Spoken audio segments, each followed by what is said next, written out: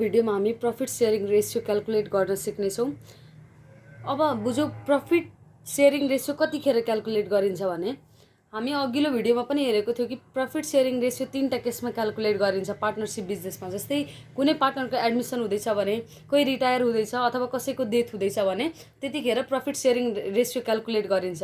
अब त्यतिखेर नै प्रफिट सेयरिङ रेसियो क्याल्कुलेट गरिन्छ किनभने जस्तै राम र श्यामको एउटा पार्टनरसिप बिजनेस छ है त।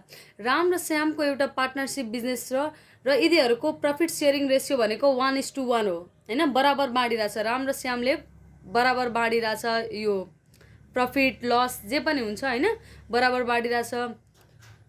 अनि बुझौँ जस्तै यो यसको बिजनेसले हैन 12,000 यदि प्रफिट कमायो भने अब यिनीहरूको प्रफिट सेयरिङ रेसियो 1:1 हो भने यिनीहरूमा कसरी भाग लाग्छ त? 12,000 6,000 गरेर।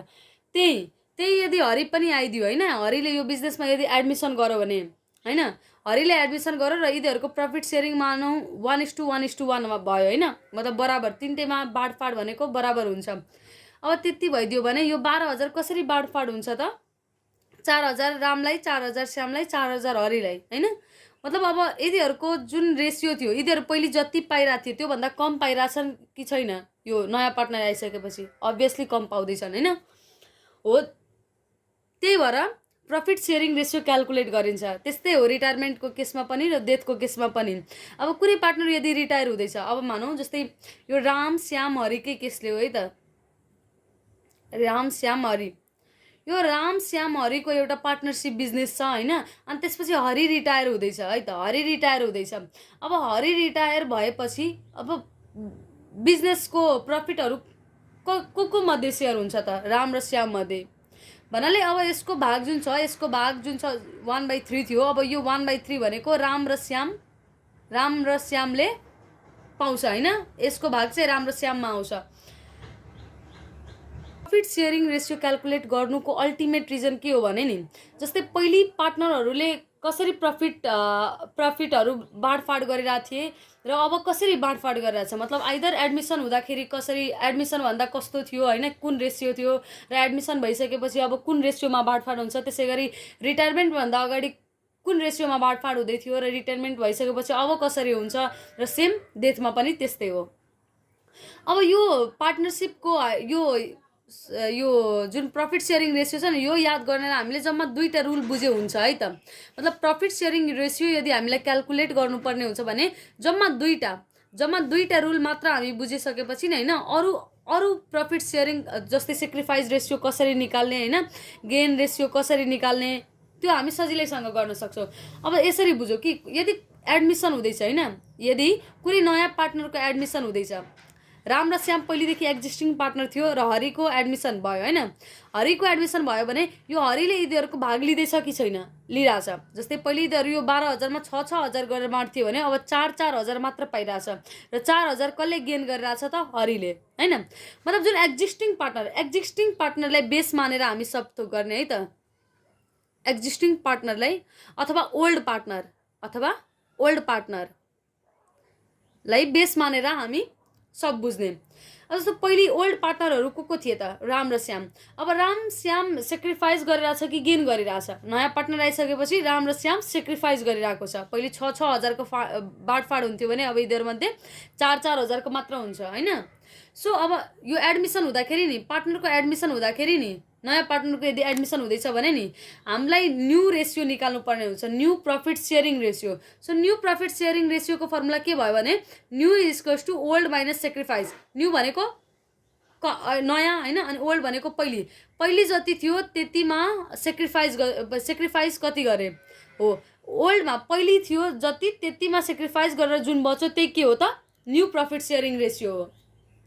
अब यसै गरी अब यो हामीलाई थाहा भइसकेपछि यो मेन हो है त, यो मेन हो। अब यो न्यू को फर्मुला के हो त? Old minus sacrifice. एडमिसनको केसमा है त, एडमिसनको केसमा न्यू भनेको ओल्ड माइनस सेक्रिफाइस। अब यो थाहा भइसकेपछि हामी ओल्ड र सेक्रिफाइस इजिली निकाल्न सक्छौँ। जस्तै यदि हामीलाई ओल्ड एडमिसनको केसमा यदि न्यू दिएको छ, सेक्रिफाइस दिएको छ र ओल्ड निकाल्न भन्यो भने हामी के गर्ने? यो याद गर्नु, अनि त्यसपछि आफै सब निस्किन्छ। ओल्डको के भयो त? New minus new plus sacrifice. है।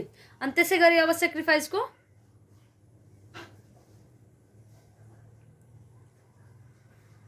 ओल्ड माइनस न्यू हैन।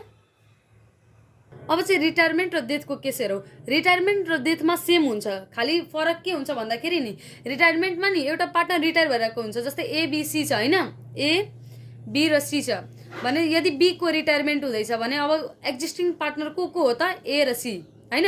अब यसको जुन पिएसआर थियो, यसको जुन भाग थियो यो कसले लिन्छ त ए र सी ले। त्यसै गरी यो डेथमा पनि के हुन्छ, मानौ बी को डेथ भयो भने यसको भाग कसले लिन्छ त ए र सी ले। रिटायरमेन्ट र डेथ उस्ता उस्तै हो। किन उस्ता उस्तै हो भने यो रिटायरमेन्टमा पनि कुनै न एउटा पार्टनर छोडेर जाँदैछ र डेथमा पनि एउटा पार्टनरसिप छोडेर जाँदैछ। अब रिटायरमेन्ट र डेथको केसमा के हुन्छ भन्दाखेरि नि अब रिटायरमेन्ट र डेथ बुझौँ। अब रिटायरमेन्ट र डेथमा अब ए र यहाँ हेर्नुहोस् एबिसी छ हैन। अब बी यदि रिटायर हुँदैछ भने यो एक्जिस्टिङ पार्टनरहरूलाई प्रफिट हुँदैछ कि लस हुँदैछ, मतलब गेन गरिरहेछ कि सेक्रिफाइस, इधर यो बी को भाग चाहिँ ए र सी मा जान्छ हैन। भन्नुको मतलब एक्जिस्टिङ पार्टनरहरूले गेन गरिरहेको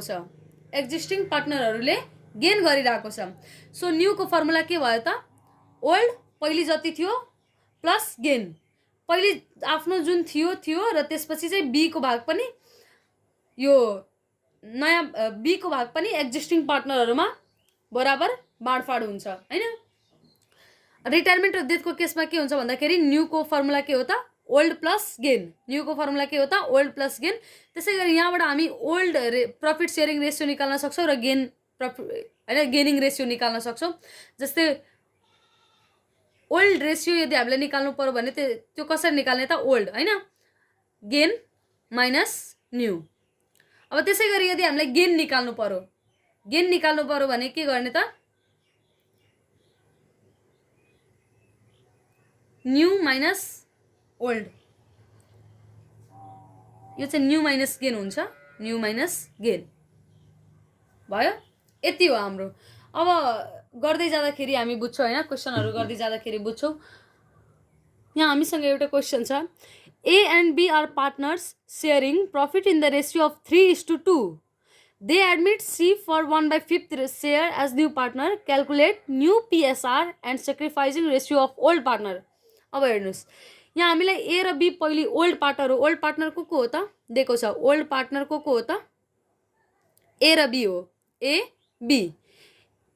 A को रेशियो कति हो त 3/5 र B को 2/5, यो त तपाईहरुलाई आउँछ होला, यो रेशियो भनेको 3, यसको 3 कतिको हो 5, टोटल इधरको टोटल गर्ने, टोटल भनेको 5 हो, 5 को चाहिँ 3 भाग यसको हो अनि 5 को 2 भाग यसको हो हैन। ओल्ड पार्टनर को ओल्ड प्रॉफिट शेयरिङ रेशियो थियो कति 3/5 र 2/5 अनि भनिरहेछ they admit C for 1/5 share as new partner. अब नयाँ पीएसआर हेरौ है त, न्यू पीएसआर। अब नयाँ प्रॉफिट शेयरिङ रेशियो नि ए को बी को दिएको छैन, मात्र सी को दिएको छ। कति दिएको छ त सी को 1/5। अब बुझौ कसरी ए र बी को निकाल्ने भने नि, जस्तै सी को त दिएको छ हामीलाई, सी को कति दिएको छ 1/5 हैन। अब जस्तै यदि 1/5 सी को हो भने बाँकी कति रह्यो त, जस्तै 1/5 यदि सी को हो भने बाँकी कति रह्यो त 4/5, बाँकी कति रह्यो त 4/5। अब ए को त नयाँ दिएको छैन, ए को 3/5 थियो पहिले भने 3/5 नै दिने। अनि अब 3/5 यो जुन बाँकीको 4/5 छ नि, यो 4/5 जुन छ यो 4/5 को 3/5 यसको भाग हो हैन। जस्तै यो 1/5 हैन, 1/5 यदि सी को हो भने हैन, 1/5 यदि सी को हो, टोटल 5 भाग छ है त, टोटल 5 भाग छ। यदि 1 सी को हो भने अब कति बाँकी रह्यो त 4 बाँकी रह्यो, सो 4/5। अब यो यिनीहरुले कसरी बाँडफाँड गर्छ भनेर दिएको छैन, भन्नुको मतलब पहिले जति थियो त्यसरी नै ए र बी ले बाँडफाँड गर्छ है त।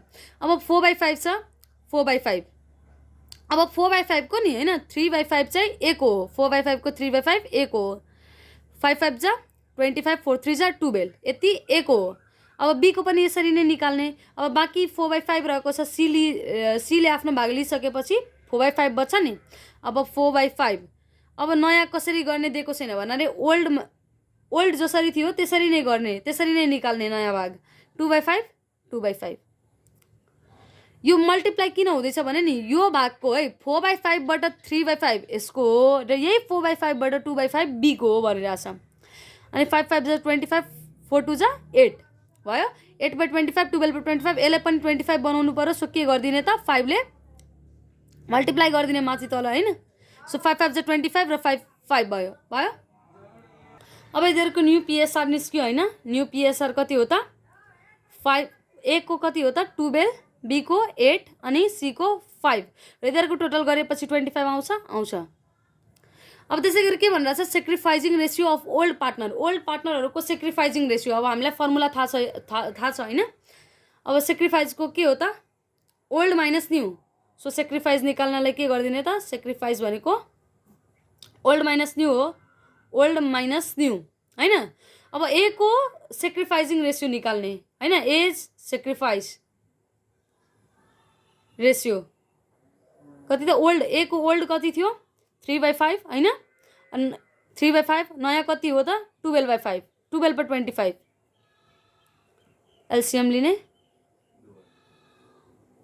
5 3 जा 15 माइनस 12 भन्नाले कति आयो त 3/25 हैन। त्यसै गरी बी को निकाल्ने बी सेक्रिफाइस रेशियो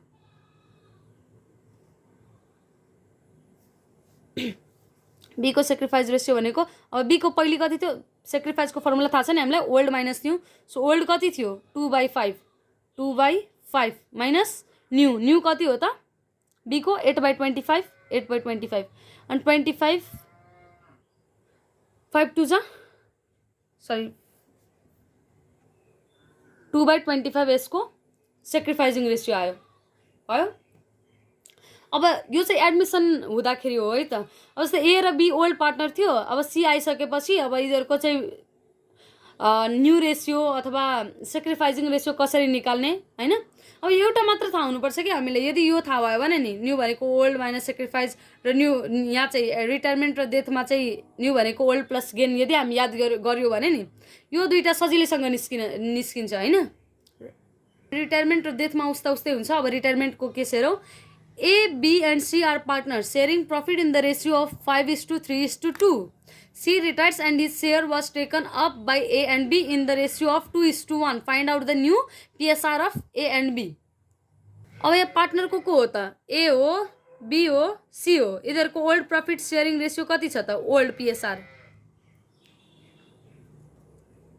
5/10 यसको चाहिँ 3/10 र यसको 2/10 छ। and C retires and his share was taken up by A and B in the ratio of 2:1 भन्नाले C को जुन रेशियो छ नि C को जुन भाग छ नि यो C को 2/10 नि 2/10 को 2/10 को अब जस्तो A र B बाँकी रह्यो हैन र यो 2/10 को नि 2/3 यसो 2:1 भनेको छ नि यही 2/10 को 2/3 चाहिँ कसले लिदैछ त A ले र यही 2/10 को नि हैन 1/3 कसले लिदैछ त B ले है त। अब यिनीहरुको न्यू पीएसआर कसरी निस्किन्छ त न्यू पीएसआर त्यही यही हो न्यू पीएसआर A को A ले कति लिन्छ त यो C को 2/10 को 2/3 प्लस यसको जति थियो यसको कति थियो 5/10 र B ले कति लिन्छ त C को 1/3 लिन्छ। C को जति भाग थियो नि 2/10 यसको 1/3 C ले लिन्छ प्लस यसको कति थियो 3/10 थियो। अब क्याल्कुलेट गरौँ है त।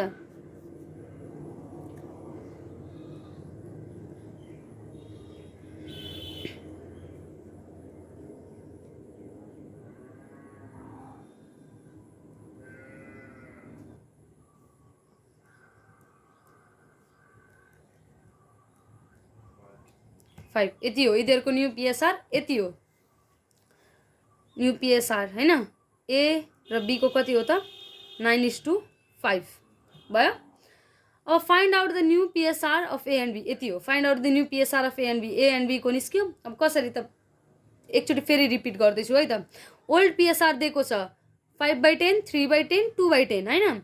अनि भनिरहेछ C रिटायर हुँदैछ र C को and his share was taken up by A and B C को जति भाग थियो नि त्यो भाग चाहिँ A र B ले लिदैछ कुन रेशियोमा त C को जति थियो 2/10 थियो 2/10 को 2/3 चाहिँ कसले लिदैछ र A ले र 2/10 को 1/3 कसले लिँदैछ त बीले हैन। अब यिनीहरूको न्यू पिएसआर सी को भाग प्लस आफ्नो भाग, सी को भाग प्लस आफ्नो भाग। त सी को कति थियो, सी को भाग सी को 2/10 को 1/3 लिँदैछ प्लस 5/10 गरेर यिनीहरू मल्टिप्लाई गर्ने हैन। त्यसपछि जे दिएको छ त्यही अनि एलसीएम लिएर यति आउँछ। आयो आयो।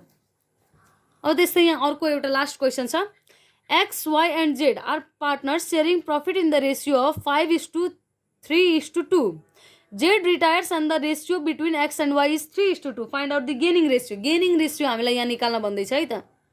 अब हेरौँ ओल्ड पार्टनरको को थियो त, ओल्ड पार्टनरको ओल्ड पिएसआर हैन। यहाँ त न्यू पार्टनर कोही छैन किनभने सब ओल्ड पार्टनरै हो, रिटायर हुँदैछ। योमा ओल्ड पिएसआर लेखिरहेको थियो, पार्टनर लेखेँ, केही छैन। एक्स वाई जेड कति हो यिनीहरूको पिएसआर भन्दाखेरि 5/10, यहाँ पनि त्यही छ 3/10 र 2/10।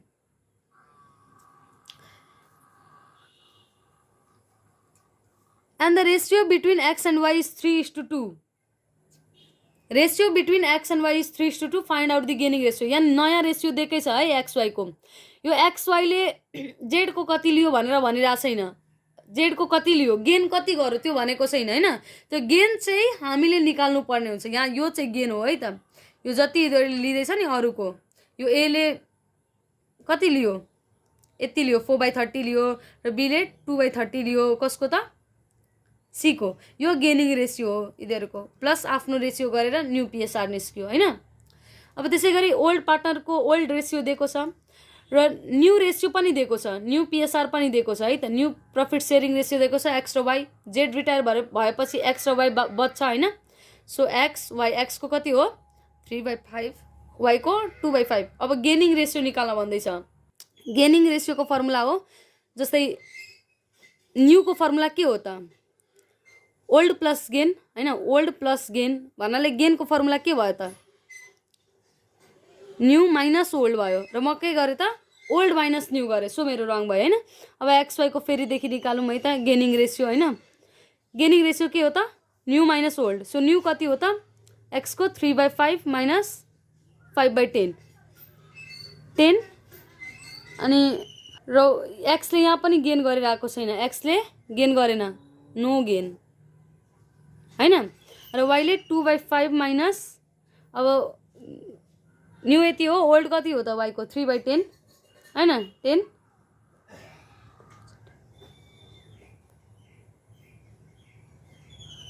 माइनस 3 1/10। सो वाईले मात्र गेन गरिरहेको छ। यो हाम्रो 1/10 मात्र आयो, यो 2/10 छ हैन। 2/10 छ भन्नाले दुवैले साथ गेन गरिरहेछ। जस्तै 3/5 हैन, एलसीएम लिएपछि 10 आयो 2 अनि 2 3 जा 6, सरी यहाँ 6 हुन्छ। 6 माइनस 5 भनेको 1/10। दुवैले गेन गरिरहेछ, बराबर गेन गरिरहेछ है त। म यहाँ मिस्टेक गरेको थिएँ। यो अब चेक कसरी गरेँ त 1/10 हैन। एउटाले मात्र गेन गरिरहेछ र 1/10 मात्र गरिरहेछ। तर यसको रेसियो कति थियो त 2/10 थियो। सो 2/10 गेन गर्नुपर्ने थियो अनि यसले त 1/10 मात्र गरिरहेछ।